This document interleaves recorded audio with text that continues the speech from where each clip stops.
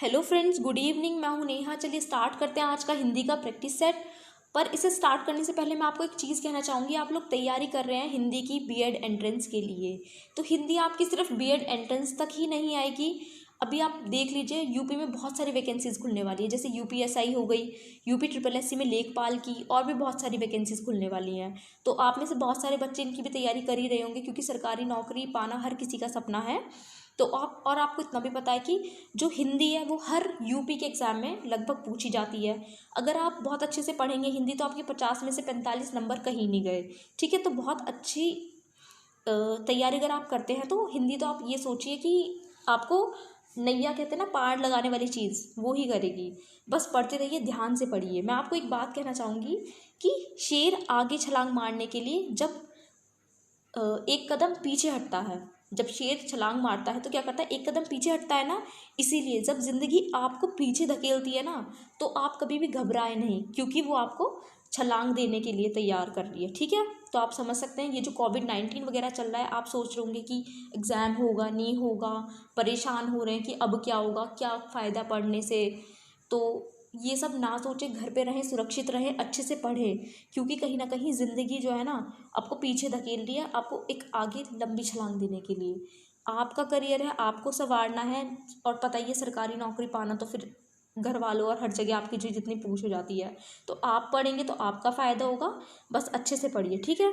तो चलिए स्टार्ट करते हैं अपने क्वेश्चंस। इसमें क्या है, लास्ट जो था इसमें क्वेश्चन मैंने आप लोगों के लिए दिए थे, तो इसमें श्वेता रजोरा हैं, इनके ठीक रहे हैं क्वेश्चन। एक दो गलत है, इनके भी एक गलत था। मरियम बानो हैं, अक्षिता सेठ हैं, साक्षी राजपूत हैं, और सत्यम यादव, शिवांगी उपाध्याय, जितेंद्र गुप्ता हो गए, अनिल वर्मा, नितेश तिवारी। इन सब के आंसर लगभग बहुत अच्छे से करते हैं ये लोग। इसके अलावा 3 बच्चे ऐसे हैं जो कमेंट करने में थोड़ा लेट हो जाते हैं, बट हाँ दिखता है उनकी मेहनत है कहीं ना कहीं, जैसे कि निधि सिंह हो गई, पिंकी राणा, प्रिया त्यागी। ठीक है, तो चलिए स्टार्ट करते हैं अब अपने क्वेश्चन 11 से। ये क्वेश्चन था, निम्न में से भाववाच्य कौन सा है। तो फ्रेंड्स, भाववाच्य वाला जो क्वेश्चन है ज़्यादातर बच्चों ने गलत किया है, कुछ ही बच्चे हैं जिनके इसके आंसर सही रहे हैं। ठीक है, तो भाववाच्य उदाहरण कौन सा है, बच्चों ने डी लगाया राइट। शीला से खाया नहीं जाता, बल्कि जो राइट आंसर है वो ऑप्शन ए है। अब चला जाए जो है, ये भाववाच्य का क्या है, उदाहरण है। अब मैं आपको एक चीज़ कहना चाहूँगी, भाववाच्य का उदाहरण, भाववाच्य क्या होता है, क्रिया के जिस रूप में ना तो कर्ता की प्रधानता हो ना ही कर्म की, बल्कि क्रिया का भाव ही प्रधान हो, वहाँ क्या होता है, हमारा भाववाच्य होता है। तो आपको दिख रहा है ऑप्शन ए में है। इसके अलावा मैं आपको एक और चीज़ बताना चाहूँगी, भाववाच्य में सदैव अक्रमक क्रिया होती है। तो अब चला जाए में अक्रमक क्रिया है, बाकी के जो ये तीनों वाक्य हैं इनमें सक्रमक क्रिया है। ठीक है, तो ऑप्शन हमारा ए राइट होगा। चलिए बात करते हैं क्वेश्चन नंबर 12 की, नहीं क्वेश्चन नंबर 13 था। ऐसा लगा मानो बम फटा हो, वाक्य में कौन सा अव्यय है। तो फ्रेंड्स, आप लोगों का बिल्कुल सही आंसर था। इसमें जो अव्यय है आपका ए राइट था, स्वरूप बोधक जो है इसमें सही अव्यय है। ठीक है, इस वाक्य में कौन सा अव्यय है, स्वरूप बोधक। तो आप बिल्कुल सही आंसर किया है आप लोगों ने। चलिए नेक्स्ट देखते हैं। क्वेश्चन 15 भी मैंने आप लोगों के लिए दिया था, कौन सा जोड़ा समरूपी भिन्नार्थक है। तो समरूपी भिन्नार्थक कौन सा है, तो पहले मैं आपको ये बता दूं समरूपी भिन्नार्थक होता क्या है। समरूपी भिन्नार्थक होता है समान लगने वाला परंतु भिन्न। मतलब ऐसे शब्द जो दिखने में तो समान है पर कैसे हैं, भिन्न है। मतलब जो शब्द सुनने या दिखने में एक जैसे लगते हैं और उनके जो अर्थ होते हैं वो कैसे होते हैं, भिन्न निकलते हैं, अलग अलग निकलते हैं। जैसे कि आप देखिए कौन सा सही है, अब समझ गए होंगे ऑप्शन कौन सा राइट होगा, ए। अवधि अवधि दिखने में कैसे हैं, एक जैसे हैं, पर इनके अर्थ निकालेंगे तो दोनों के अलग होंगे। बच्चों ने क्या किया, आदि अंत। कहाँ से ये आपको समरूपी भिन्नार्थक दिख रहे हैं, तो ऑप्शन ए है। ढंग से ठीक से पढ़ लीजिए, ढंग से ध्यान दीजिए। ठीक है, चलिए क्वेश्चन 25 था लास्ट, निम्नलिखित में सर्वनाम है। तो बहुत इजी क्वेश्चन था, आप सभी का आंसर भी बिल्कुल ठीक है। आप जो है कैसा वाला सर्वनाम है, हमारा निजवाचक सर्वनाम। ठीक है, तो चलिए नेक्स्ट क्वेश्चन देखते हैं। क्वेश्चन एक 8 है, जो विनीत कश्यप जी ने कमेंट बॉक्स में कमेंट करके कहा था कि मैम शायद आपने ये गलत करा दिया है, लवण का जो अर्थ होता है वो नमक होता है। तो विनीत कश्यप जी, मैं आपको कहना चाहूँगी लवण का जो अर्थ होता है, आप बिल्कुल सही कह रहे हैं, नमक होता है। पर आप क्वेश्चन ध्यान से पढ़िए, लवण का तद्भव पूछा है ना कि अर्थ। लवण का तद्भव नॉन होगा ना कि नमक। ठीक है, तो ध्यान से पढ़िए, ध्यान से पढ़ेंगे तो आपको पता चलेगा क्या सही है क्या गलत है। और अच्छे से पढ़िए, अच्छे से तैयारी कीजिए। चलिए तो स्टार्ट करते हैं प्रैक्टिस सेट। क्वेश्चन है 26, कोई बच्चा नहीं खेलेगा, रेखांकित शब्द क्या है? तो कोई जो शब्द है ये रेखांकित है, ठीक है। अब ये बताना ये क्या है, परिमाणवाचक विशेषण है, गुणवाचक विशेषण है, सर्वनामिक विशेषण है या सर्वनाम है? तो चलिए आपका टाइम स्टार्ट कर दिया है, जल्दी बताइए। चलिए तो आंसर आप लोगों ने कर दिया होगा। तो कोई शब्द क्या है हमारा, ऑप्शन सी राइट होगा। कोई जो है सर्वनामिक विशेषण है। कैसा है ये सर्वनामिक विशेषण? क्या होते हैं, जैसे कि मैं, आप, यह, वह, कोई, कुछ, ये कैसे होते हैं हमारे सर्वनामिक विशेषण होते हैं ना। तो पहचान लिया आप लोगों ने देखकर। चलिए बात करते हैं 27 की। जागना मूल रूप क्रिया का प्रथम प्रेरणार्थक रूप क्या होगा? तो प्रेरणार्थक रूप बताना है, तो बताएंगे आप क्या है, जगाना है, जगवाना है, जगवाना है या फिर जाग है? जल्दी बताइए। चलिए ठीक, बिल्कुल मैं बताती हूँ। तो जो जागना मूल रूप है, इस क्रिया का प्रथम प्रेरणार्थक रूप क्या होगा, जगाना होगा। अब बहुत सारे बच्चों को ये नहीं पता प्रेरणार्थक होता क्या है, तो मैं आपको बताती हूँ। जब कर्ता स्वयं प्रत्यक्ष रूप से कार्य न करके किसी अन्य को प्रेरित करके क्रिया करवाता है, तो ऐसी क्रियाओं को क्या कहते हैं, प्रेरणार्थक क्रिया कहते हैं। तो जगाना, जगाना क्या है, इंसान खुद ना करके दूसरे को प्रेरित करके क्रिया करा रहा है ना। इस तरीके से मम्मी आती है तुम्हारी, तुम्हें उठाती हैं, खुद थोड़ी ना, मतलब खुद थोड़ी ना उठ रही हैं, आपको प्रेरित कर रही हैं उठने के लिए। तो आप समझ गए होंगे क्या होगा, जगाना, ठीक है। चलिए क्वेश्चन नंबर 28 देखते हैं। निम्न में दंतीय ध्वनि है, जल्दी बताइए कौन सी है? खा है, चा है, ला है, फा है? जल्दी बताइए। जी बिल्कुल ठीक आंसर है आप लोगों का। जो ला है हमारी दंत्य ध्वनि है। आप खुद बोल के देखिए, खा में नहीं, चा में नहीं, ला। जब हम ला को बोले तो हमारी जीभ जो है हमारे दांतों से, दंत से जो है टच हो रही है, तो कौन सी है ये, हमारी ला दंत्य ध्वनि है, ठीक है। चलिए क्वेश्चन 29 देखते हैं। पार्श्विक व्यंजन कहलाता है, तो क्या कहलाता है पार्श्विक व्यंजन? वा, ला, रा, शा? जल्दी बताइए। चलिए बिल्कुल ठीक आंसर है। जो ला है वो हमारा क्या है, पार्श्विक व्यंजन है। अब मैं आपको एक चीज़ बता दूं, ऐसे व्यंजन जिनके उच्चारण में हवा जीभ के पार्श्व, बगल से निकल जाए, क्या होते हैं वो, हमारे पार्श्विक व्यंजन होते हैं, ठीक है। अगर हम बात करें वा की, तो ये क्या है, हमारा अर्ध स्वर है। अगर हम बात करें रा की, तो ये कैसा है, हमारा लुंठित है। और अगर हम बात करें शा षटकोण की, तो ये कैसा है, हमारा मूर्धन्य है, ठीक है। नेक्स्ट क्वेश्चन देखते हैं। 29 का तो आपको पता ही है हमारा कौन सा है, ला है। 30 देखते हैं। उत्थान शब्द का विलोम होता है, तो उत्थान का विलोम बताएंगे आप क्या होता है?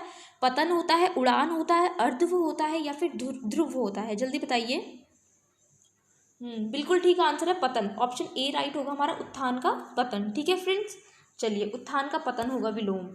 क्वेश्चन 31 देखते हैं। सौम्य का विलोम है, जो सौम्य शब्द है इसका विलोम क्या होगा? सौभाग्य होगा, उग्र होगा, शत्रु होगा या फिर दुराशय होगा? जल्दी बताइए। ठीक, बिल्कुल ऑप्शन बी राइट होगा, सौम्य का उग्र, ठीक है। चलिए नेक्स्ट क्वेश्चन देखते हैं।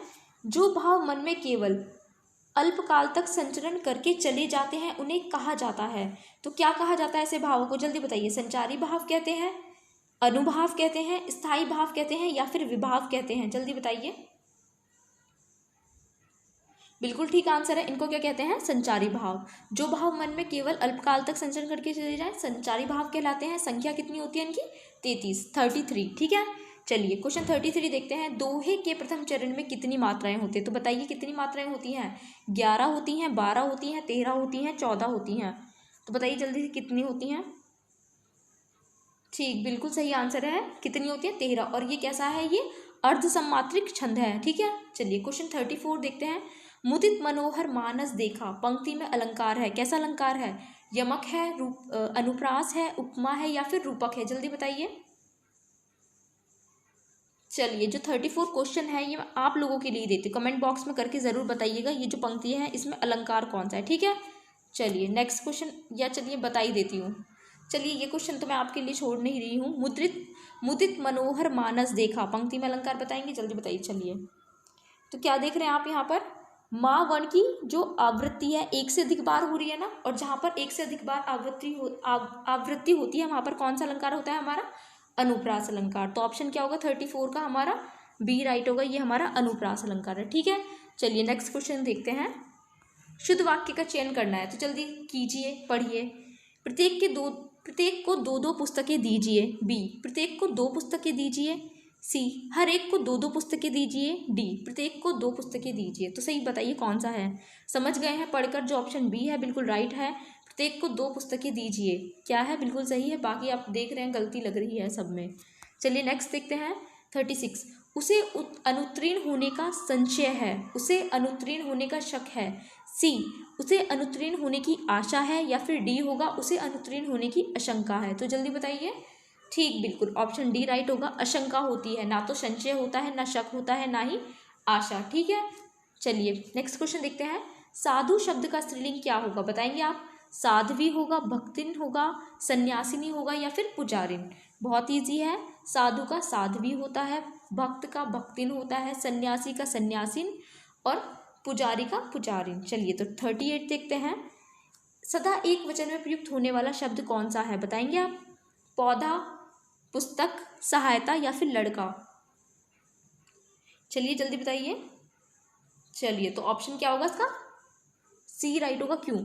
पौधा पौधे, पुस्तक पुस्तकें, लड़का लड़के, पर सहायता थोड़ी ना सहायता हो जाता है। तो यानी कि सहायता ऐसा वाला शब्द है जो हमेशा एक वचन में प्रयुक्त होता है। ठीक है, चलिए 39 देखते हैं। हरिमोहन अपनी बहन को पुस्तक देता है, वाक्य में रेखांकित पद में कारक है। तो आप बताएंगे यहाँ कौन सा कारक है? 39 आप लोगों के लिए है। कारक बताना है आपको। कर्म है, संप्रदान है, संबंध है, अधिकरण है।